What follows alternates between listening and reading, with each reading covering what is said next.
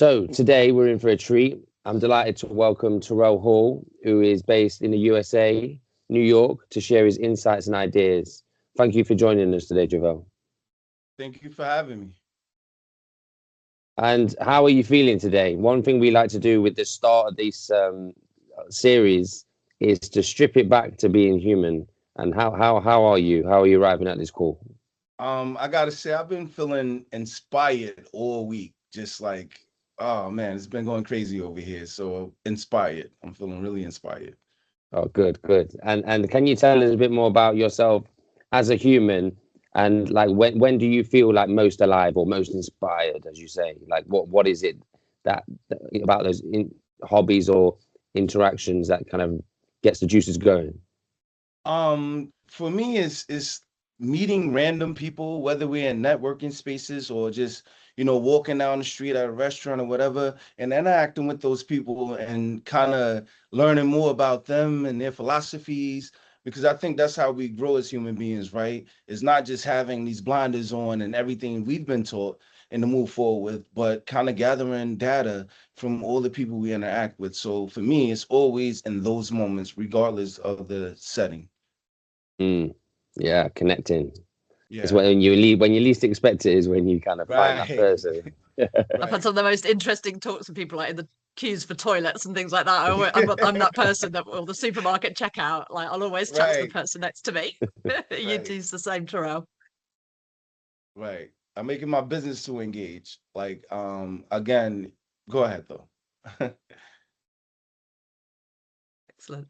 Um, yeah, can you kind of tell us, yeah, a bit about the work that you do in New York, and the organization you work for at the moment? I know you've got lots of different hats, so yeah, tell us about a few of those hats.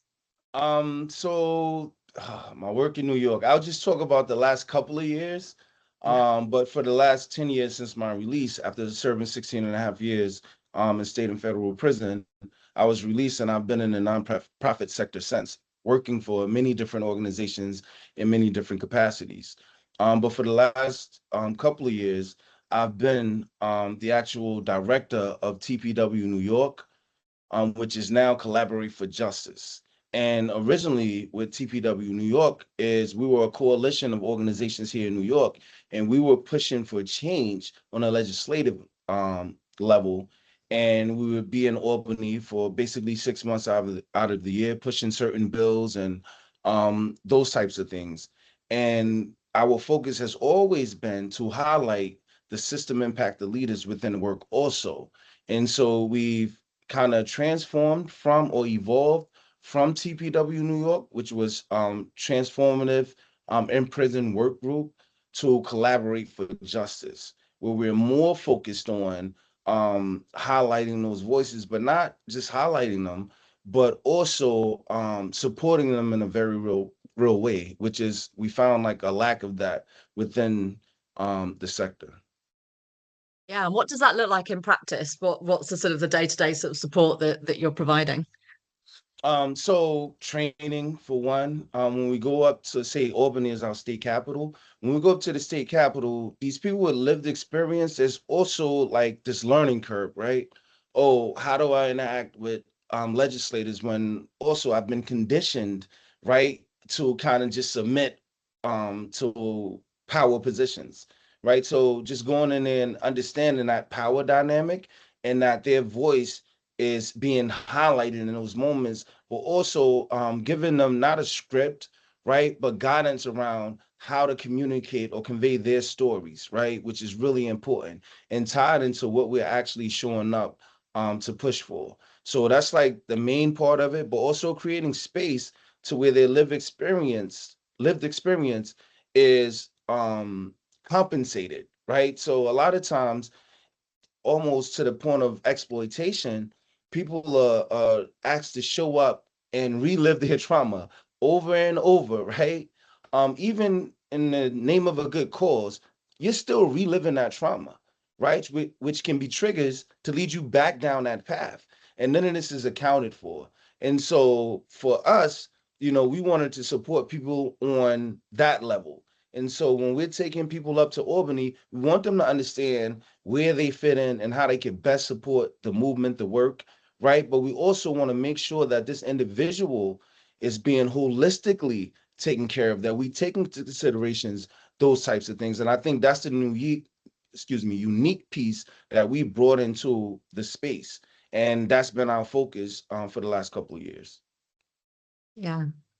And I think there's something, in the UK, I got inspired by the work of Just Leadership and other, organizations that I came across when I was, sort of out in New York and LA, about developing kind of programs and support for people, who've been in prison to, become leaders, to, to develop that. And we just had a group of our leaders actually go to number 10 Downing Street. So I guess the equivalent of your sort of Albany in terms of having those conversations. And what do you see as the kind of the keys to success in supporting people on that journey? You talked about that kind of holistic support.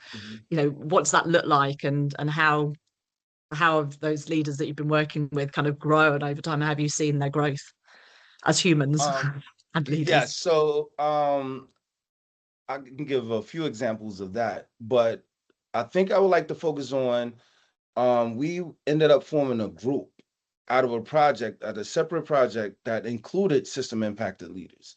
And even within that project, we saw some issues that came up, which pushed us to have a side conversation. And we developed a group called Pathmakers Alliance, which is supremely focused on system impact leaders, but not just the system impact leader as an individual, but how do they fit into the ecosystem that currently exists within the sector. And I myself, for the last 10 years, 11 going on 11 years, working in the sector, at times I felt more oppressed than I did when I was actually serving time. And that's a problem, because these voices, this system impact leaders, are key to creating the change that we need to see moving forward.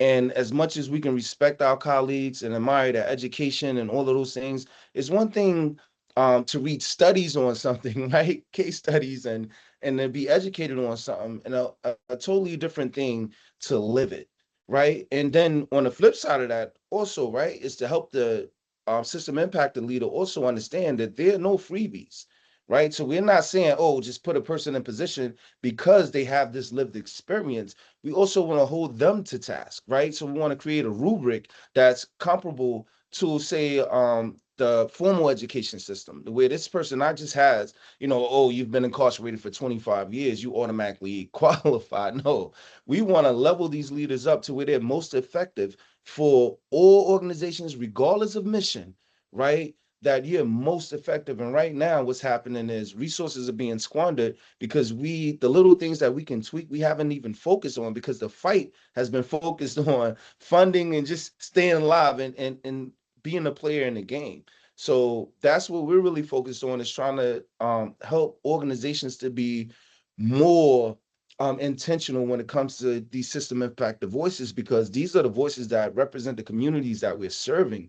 And traditionally, they've been put in places. You have a lot of system impact leaders who've been put in place as managers, but that does not help the community. We need leaders to have space to become leaders, to exercise their leadership, and that's not currently happening in space.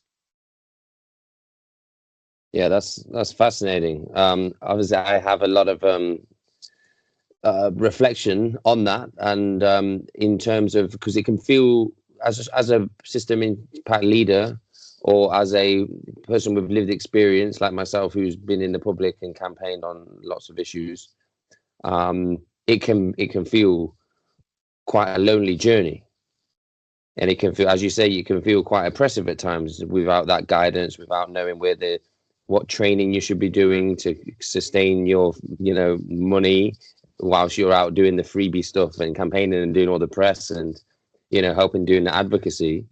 And so I feel like it's a huge, and I come across lots of the next generation of young leaders. I interviewed one today, a man called Javel, who was in custody here in the UK, and what he was saying is that it's that community and that compassion as well. But you also need to be challenged, like and trained and held accountable as a community of fellows on that journey to push that agenda forward. So yeah, it'll be interesting to hear, it's just like how, how you keep that web of people together, because that's a big challenge, isn't it? Because sometimes everybody's fighting for, everyone can be, keep competing with each other, to be the loudest voice or to push their movement, or everyone's got a little bit of a niche.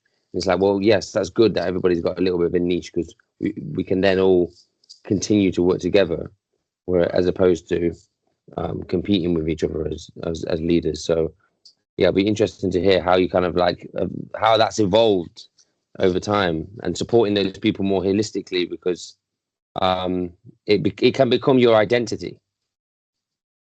But if you've actually got those skills and that training to complement you, and you feel like, yeah, I do deserve that spot, I do deserve that job role, I do deserve to be in that company, I do deserve to be at that meeting, not just because of my lived experience, because of the whole holistic support that I'm being offered. Right. So one of the main things I think is that we create community. So right away, say you as a system impactor leader, right? Right away, we're giving you the speech. Like, yo, dude, we understand we have a mission here, right? And there are a lot of moving parts, but we need you to understand who you are and what you mean to this movement, right? So we kind of delineate things in a sense to where it's understood that there's a whole different thing going on here that we need to address from our perspective. It's like, kind of being Black in America, right? There's specific issues to me being a Black man in America that don't exist for other people. And the same thing applies for the system impact leader. So in this ecosystem, I don't think it was intentional at all, right? But because of that same thing you're identifying, that fighting for funding and just trying to stay afloat, all those things, you don't have time to focus on those things. And I'll give you a quick story. Back in, I want to say 2017, I was at this thing, right, when they were first building Hudson Yards, and they had all these opportunities. And I was working as an employment manager for a company called Defy Ventures. And the thing was, well, we would go in these meetings and they would be telling us, okay, what jobs are available, giving us the training to know what candidates to actually handpick for them. And I'm talking to someone from, I shouldn't be naming an organization, but someone from another organization, right? That's been around for eons.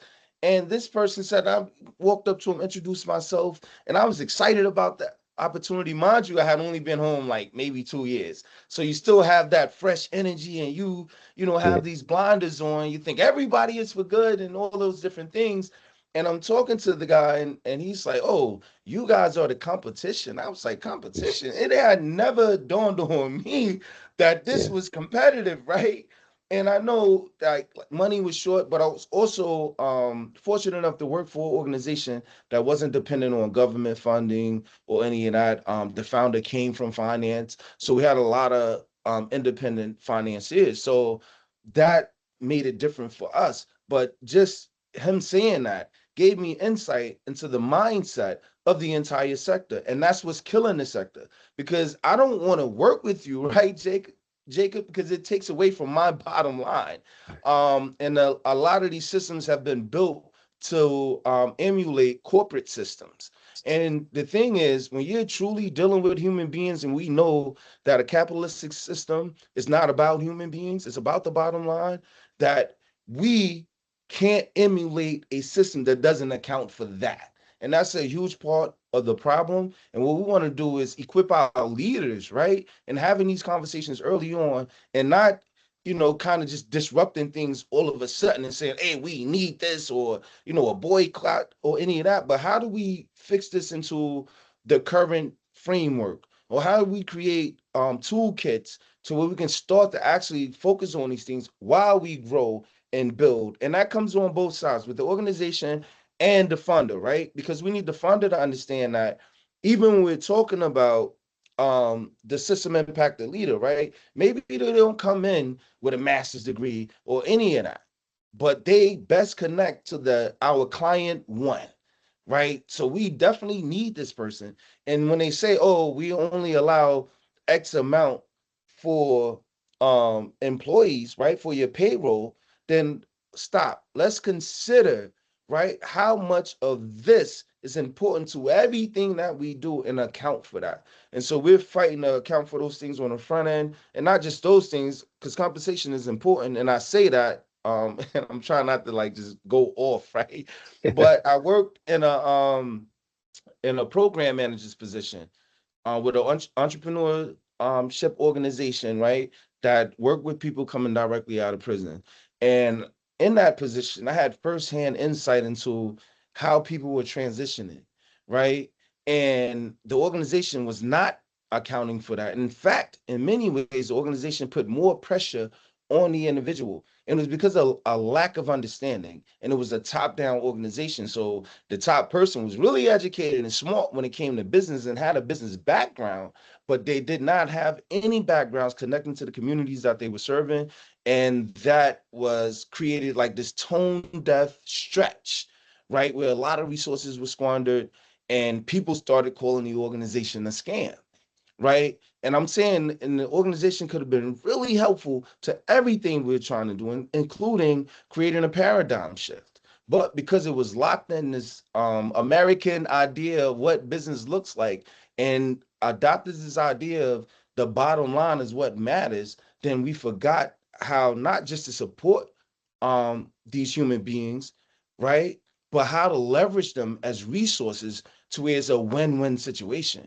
And those things are being lost in translation as we continue to humdrum to like what's been traditionally done. Yeah, absolutely. So much there. Just I know, kind of sorry. no, and it's it comes back to that we're talking about kind of we've lost that sense of humanness in lots of different ways, not just in the justice system but in other organizations, and it's how do we put that humanness sort of back into right at the center. And that leads me on to the question I was going to ask next, where we asked you to invited you to bring along an object that represented like a moment of humanness in your work. So yeah, just like to invite you to share your object and tell us sort of why you brought it. Aha. I'm wearing it. You're wearing it. Yes. So it says validated culture, and this is the logo. So for me, out of all my experience, right? So I've had the opportunity to work really closely with the startup for a few years, like being right there with the founder and the day-to-day and like really grow from that.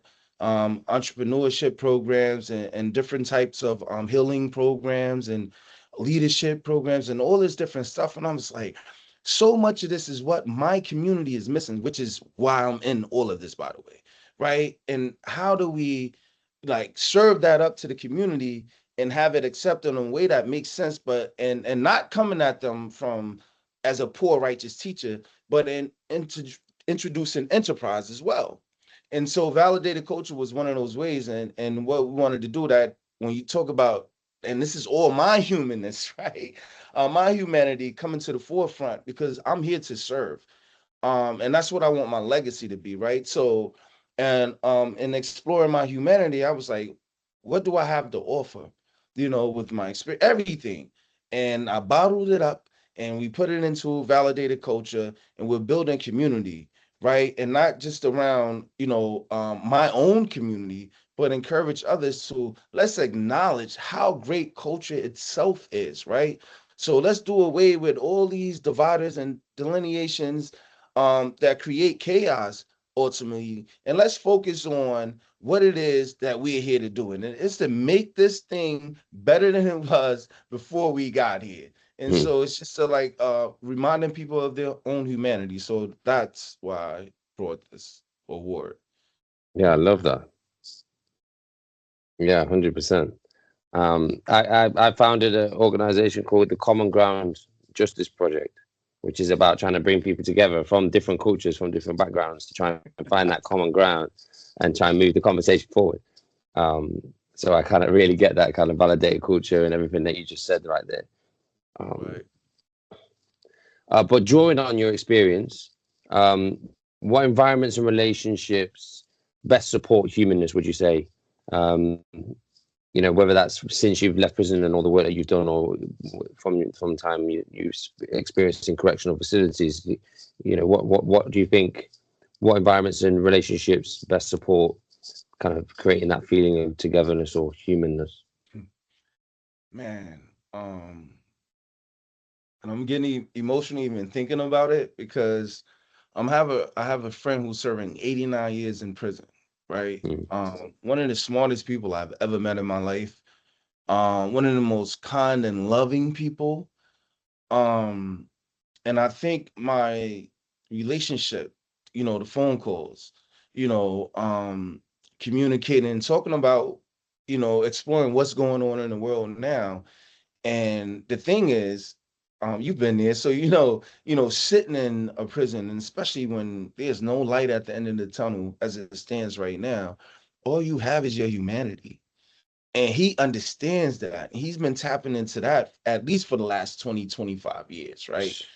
And so it's always, I don't know, constantly learn things from him and just conversation, right? And I think it reminds me of not just, my own humanity and why I'm doing this, but like the brilliance of humanity. And regardless of the circumstances, that resilience, all the things he's had to exhibit to just even exist, right? And not even talking about thriving. And that's my greatest connection to humanity because this is all he has. And he's intentionally focusing on it to where we're out here. There's so many distractions, which is it creates these barriers around our humanity where we can't even interact and be peaceful. And we're worried about all these dividers and things, right? And I love that when I talk to him, it's so raw. Some mm, of the issues he just can't understand because he hasn't lived it or been out in society for so long. And I love that purity, right? What's been mm, lost in society now. So that's mm. probably my greatest connection. Yeah, sometimes I sit there and think some of the freest people are actually in prison. Absolutely. Yes. Yes. In a rhetorical way. If you can find that place where you can find that humanity, you can find that inner peace, you can find, who you are, um, from in a prison, then that is something that can give people hope, I guess, and as you say, that resilience. But what do you think? Do you think there's anything in particular um, about how people? Because not everybody in prison finds that, do they? That humanity. Do you think there's some sort of environments or programs or books or do you think there's any kind of like common threads from what you've seen in what helps people find that kind of humanity? Well, I'll say that the first thing I believe that a part of that depends on how you're hardwired. Mm, But for myself, I've found like so I did most of my time in maximum penitentiary A's here in the state of New York, and then to the feds, right? And the most dangerous environment, the highest levels of security, where the worst, so-called worst are, is where it's been most respectful, right? Because every time, not even your gate doesn't even have to open, because these are also where they have the worst COs. COs are killing people. So you don't have to come out of your cell and go to the yard to be a danger, or for your humanity or your life to be in a balance. It constantly, naturally is. And if you have any sense whatsoever of survival, you know this, right? And it has your mind, not just, every day once you do something so long, it becomes routine, right? So your mind picks up on that, right? And it spurs certain thoughts and paradigms and the way you see things. So I think for me, it was being in those environments and seeing people who were never going to see the light of day again, exhausted all their pill remedies and all that. And some of the most respectful human beings you can ever meet in your life. And you're like, why? You think to yourself, I would be wilding out if I had your time, knowing I wasn't going to go home. But it's because of that environment, right? Because again, going back to that piece where all you have is your humanity, and it boils down to how you're hardwired. Well, I'm not really a bad guy. I want to show the best of my humanity. So even though I can't see the light of day, this is who I truly am. I've been stripped to my true self because I've had a time to like really look into that, do some introspection, and grow as a human being. And what I hate about that is, on the flip side, this is a person who, in their lowest vibrational state, committed a horrendous crime, right? Say 18, some of them younger than that, 15, 16 years old. Now we know the frontal lobe hasn't even been fully developed, Yeah. right? And so it's looking at that and saying, even in spite of all of these things, these circumstances, the humanity was able to shine brightest, to be at the forefront. And I really appreciate it, because those are the men who kept me from crashing out, so to speak, right? And I had a life bid, and to see tomorrow as not just another day in prison, but an opportunity to grow, to be better, to be impactful, regardless of where you are. That does not matter. And that's what these men are teaching. And not just, verbally, but in the way that they walk, right? The way that they live their prison lives with those types of sentences. Yeah, it's a gift. And, although they can't hear us, it'd be good to just, shout out those people and let them know that they're not, for us or with them. And we appreciate what they're doing and spreading that message, even in the bleakest times. And what they can model to us through your message here today, Terrell. But if we were gonna, reimagine the justice system, and we were gonna think about, okay, let's get a bit playful with UK. That's how it is, but what could it be? And we had that magic wand, and we were saying, okay, what does a human justice system look like? What would be happening? What would it look like? How would it sound and feel? Have you given that any thought? Absolutely, man. We need like another 3 hours for that. But first of all, I just kind of tap into my own experience. Like, I've never been like a bad person, right? And what I learned going through the system will turn you into that, right? Just on and how it exists. The people that they have stewarding the system are not vetted properly, for one. We don't need overseers, right, or punitive managers in those positions, right? What we need is something transformative, right? And that could look a lot of different ways. And then even the human being that's coming into the system, excuse me, I'm sorry.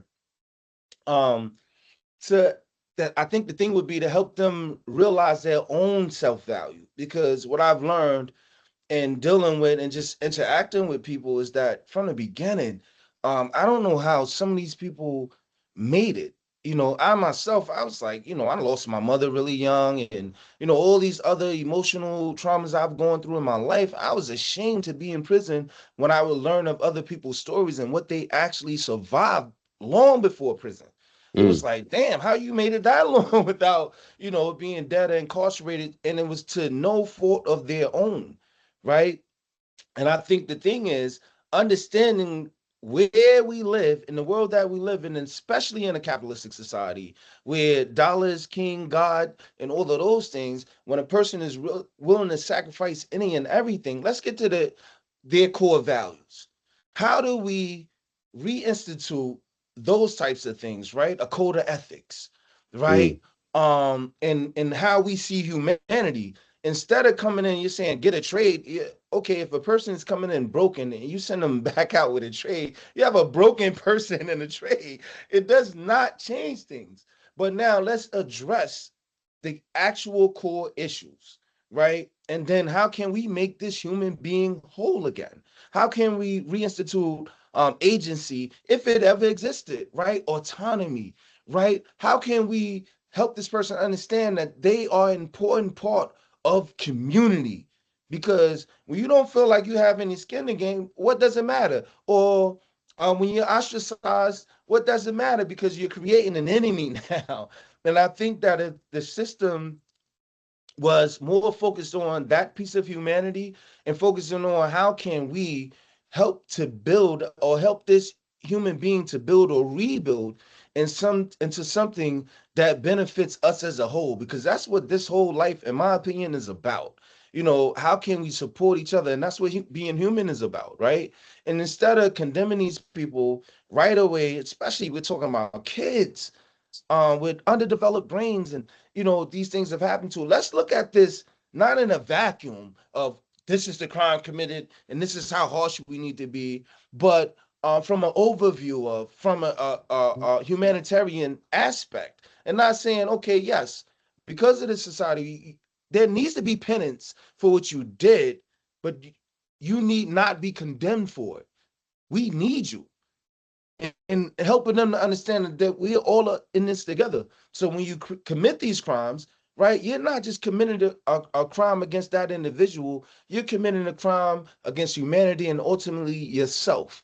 So let's focus on those types of things, and let's not start sentencing people based on what they did, but let's more look into who they are, right? And the same thing applies when we talk about parole, probation, and early pardons and commutations, all those types of things. That's what we need to focus on. Holistically, the entire human being, find out what happened to set them off course, and then help them to get back to that. So ideally for me, and then that doesn't stop in prison, it continues on. A continuity of service, right? To where we're saying, okay, obviously this person needs special attention to some degree. How can we support this person and not make them feel like, they don't belong? Because when you do that to a person and you ostracize them, you don't matter anymore, because they feel that they don't matter to you. So I think the ideal situation would be taking a holistic approach versus a punitive approach, right? And offering the service that are needed to fill those gaps, right? Psychologically, even physically, in the way that we eat, our diet plays a part. What if prisons had those types of things in place, instead of saying, okay, this is what you're sentenced to, and sending you to the worst places ever, and then just letting you warehouse you until they say you're ready to go, instead of having something in place to say, okay, you've worked this. And then we can talk about, now parole board wouldn't be just parole commissioners, but it would be psychologists and community members and those types of things. So my ideal, when we talk about a criminal justice reform, that's what I see. And I feel like we're light years away from that. Yeah, light years. And if crime hurts society, justice should heal it. Right. Exactly. Yes. Yeah. There. That. How are we healing the community? Right. How are we healing the individual? How are we healing the victims? How are we making this situation better? How are we repairing the harm? How are we, Right. helping that person to be able to reintegrate, feel part of the community, be a good citizen? Instead of looking at things through this binary kind of right and wrong. And I love all of that. Right. And let me just, this last piece is that even when we're talking about, so we've been focused on like the system impacted, but even in those situations where there are victims, the victims are not cared for properly. Right. And a lot of times these victims end up being, whether they end up being subjected to addiction, or end up committing a crime, going to prison themselves. Yeah. Hurt people hurt people. And so even just that portion of, because we don't look at it through that lens, we're looking at the bottom line and, how money can be made, and then also keep things safe. None of that is looked at. So that's the whole, like, just the way we view things as justice system is totally warped. And I think that's a good, in terms of the senior leadership, manage the campaigning aspect, and how to share those stories and the stuff that you guys do. What I found is quite an effective strategy is that messaging of, okay, victims' rights. We don't want to, what do they want? They don't want further harm. They don't want more people going in and out of prison. And then also you brings in that element then of, okay, well, how many people in prison are victims of some sort of circumstance or offense as well themselves? So what we're doing is we're just scooping up the mess at the bottom, as you say, of all the fallout, and we need to be going and looking up and trying to repair some of that harm further up, and at least acknowledging it. Right. upstream leadership. That's what we need. And unfortunately, in the system that's been established, there's no room for that. And that's a huge part of the problem. You can't think outside of the box because there's no way to support outside of the box thinking Mm. because of how restrictive the actual sector is and its funders. Yeah. And I was going to ask you, Terrell, about, obviously you've talked about, this being sort of light years away, but where in your work, in your organization or other things that you've been involved with, do you see like little pockets of the future happening? So where there are, places that, that are holistic, that do, center belonging, that, do focus on values and agency and introspection, where, are there examples that you've seen, even if they're sort of small pockets of that future that are happening now that you're aware of? Um, Funders, I'll mention Porticus. Um, oh man, their funding model was amazing. Was just a part of a project where we actually designed and kind of they allowed us to have a blank canvas and go in and address issues. So I think even in just having funders to start doing that, and a bunch of my funders from the last couple of years, these are the conversations we've been having. And those at the very least, those grant managers agree with what change needs to happen, and so they see the light, which is a really important part because traditionally, right, what happens is the most important voices are the ones on the ground, right, but they're not being heard in the C-suite where the decisions are made. And so now we're having these people who are in position now, and they're saying, "Oh, we see that," but their challenge also is, how do you create change because they're also confined by parameters of their job. But I will say, just even having being able to have those open and honest conversations and not feel like I gotta come in and dance to a tune or, read a script, Mm. has been like amazing for me, in growth, even as a leader, because it encourages me to say what needs to be said, Mm. rather than saying what wants to be heard. And so that's been a major part for me. And leading up to that, I worked in a position for 5.5 years of leadership, and this was discouraged, right? I would be reprimanded for just pointing out the obvious, what I thought was the obvious. And to see that now transition in even a greater leadership, right? We're heading an organization and having these conversations firsthand, and then, having even their managers wanting to have this conversation. So that's been great. And even having organizations that have said, we want to fund something like this, but right now we're unable to. What it does is now that next conversation for them is, hey, we had this great conversation with a fundee, and this something we've been talking about. It just pushes the needle forward and even dialogue around the issue that has been kind of like the elephant in the room also. So that the funders and just having those conversations, and then even at an organizational level, I myself, I've been like preaching the gospel for the last few years, but there are other people who have voices that have also been speaking to these issues that haven't been addressed historically. So yeah, that's it gives me hope. Yeah, absolutely.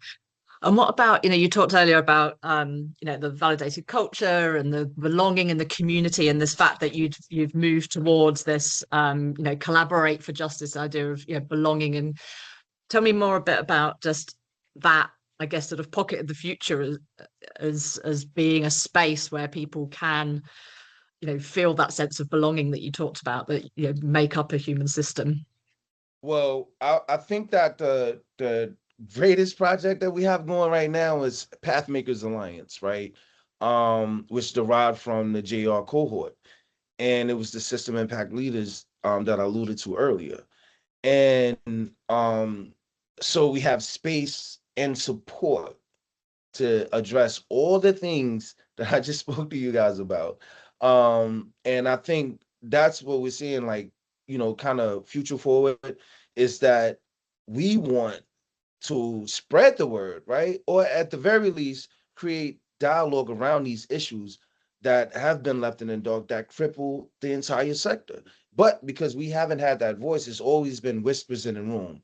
right? Jacob, you've probably been a part of these conversations, right? Where, you go for an event, a conference or something, and it's great, and everybody feels great, but and you network, but it doesn't do anything to move the needle. And then you go back with your system impacted partners, is like, man, I wish we could do more, but we don't have the resources, Mm. right? Specifically. So what we get to do now with Pathmakers Alliance is actually move forward across the country, right? And to say, hey, we like what you're doing, or there's a lack of this. What do you guys think? So a lot of what we're doing starting out is just research, because these are primarily New York and California, who identified these common issues, who are very different states, right? So now what we want to do is make sure this is something that's consistent throughout the country. And how do we address it? And to have these voices, the same voices who've been in, whispering and quiet corners all these years, now we get to come in and say, hey, we want to work with leadership in this capacity. And again, to develop framework and to build out toolkits where we can address these issues that, again, they hamper the sector, right? They hinder every outcome that you may have attached to your mission, right? And purpose. They hinder it on the back end because there's some language, some stuff that was lost in translation that we don't get to make up for in real time. So PMA being able to address that, and then have this not only just address it because these are issues that we've identified, but now to broaden it to maybe there's some issues that we haven't identified, but also plant the seed that this is something that needs to be addressed throughout the entire sector within the country, for sure. Yeah. 100%. And but that touches on what do you think gets in the way of a more human justice system? What would you say are the three most important things that kind of like need to change? Structure for one. Yeah. Again, you've heard me say this several times. In capitalistic society, I get it. It's the nature of the beast. Mm. I think the way we do funding, um, in every aspect of it is just horrendous. And not because it's like it just doesn't make sense, right? So that piece itself, and I think if I could do anything second, it would be again going back to people from these impacted communities having a voice, right? Let me go back to the structure.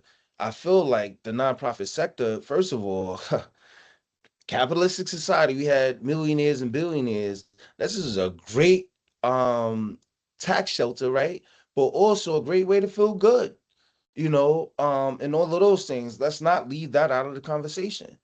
And so understanding that, instead of putting people in place that manage, say, the poverty or whatever issue it is that the organization is addressing, we need to empower leaders, right? So that's the structural piece that's really hurting us, because people are coming in with the same mindset of the so-called opposition that we're working against, which is the system, right? And they don't recognize the value in the community in which they're serving.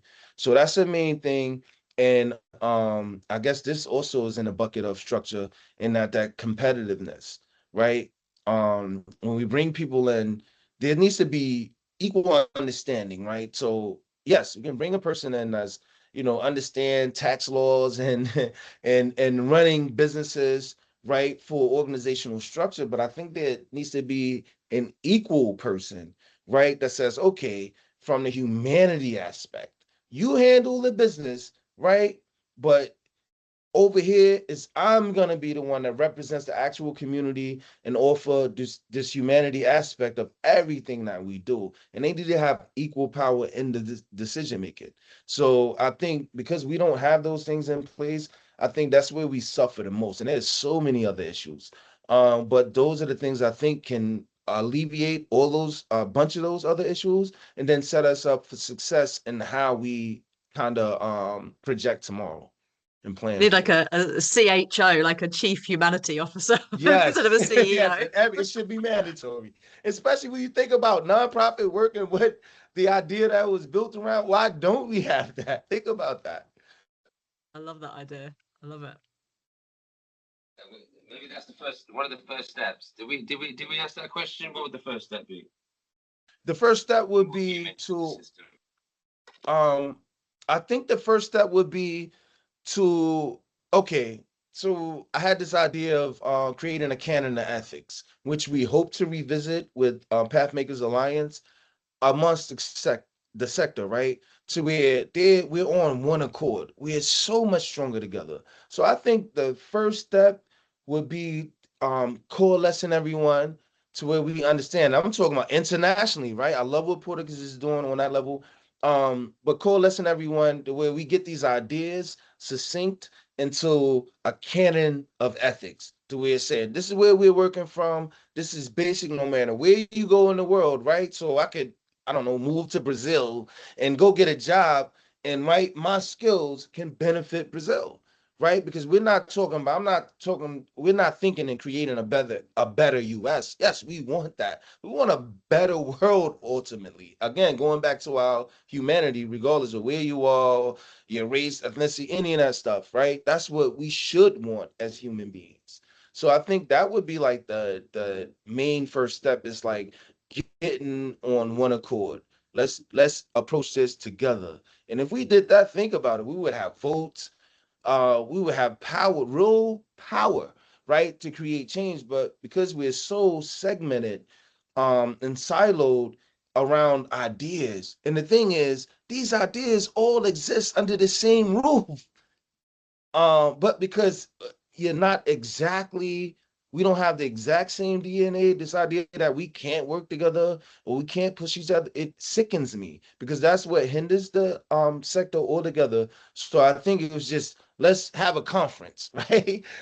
Like the UN. Let's get on one accord here, nonprofits, and let's really be about the humanitarian work because in my opinion, in working the last 11 years in the sector, it's more about the bottom line, right? It's more about creating, even when we talk about, oh, we want to create jobs. And it's like, okay, well, what about this person who's really living their trauma every day, right? That we're here to support, that's trying to rebuild their lives, reconnect with their families, all these different dynamics going on. And one blind spot that the organization I had worked for, they were adding so much pressure on the individuals. I would have, as a program manager, individuals calling me on the verge of suicide. I'm crying with them. I'm making late night house calls, those types of things. And those are the type of things that never make it into the metrics. And those are the things that have been overlooked. The very thing we should be prioritizing, humanity. And so, yeah, so I think the first step is just getting on one accord. We all agree on that, whether you believe in abolition or reform, or whatever your shtick is, it should not matter because the bottom line is humanity. And I wish we could just all get on that same page. Yeah. You just touched on the idea of kind of global and this global movement and global sort of community and one world and better world. What work do you do, Terrell, that sort of bridging those gaps across different regions across the world, and how do you go about this, and what value does it bring you to reach out beyond the borders where you are?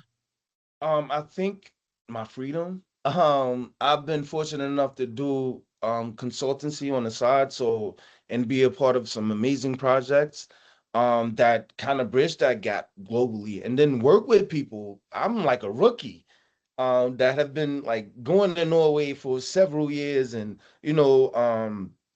building programs around those types of global ideas and stuff like that. So those influences have influenced the way that I'm actually seeing how we do things here. I was like, man, I'm thinking way too small. So as a leader, it's influenced me, and I'm hoping that, say for all of us, and every time I've come together under one of those platforms, I have been enriched as a leader, right? And we've sat and you almost create friends because now you're comparing notes and realizing that things are not that different, because the bottom line is that when you deal with humanity, it's not even that complicated. It's really simple.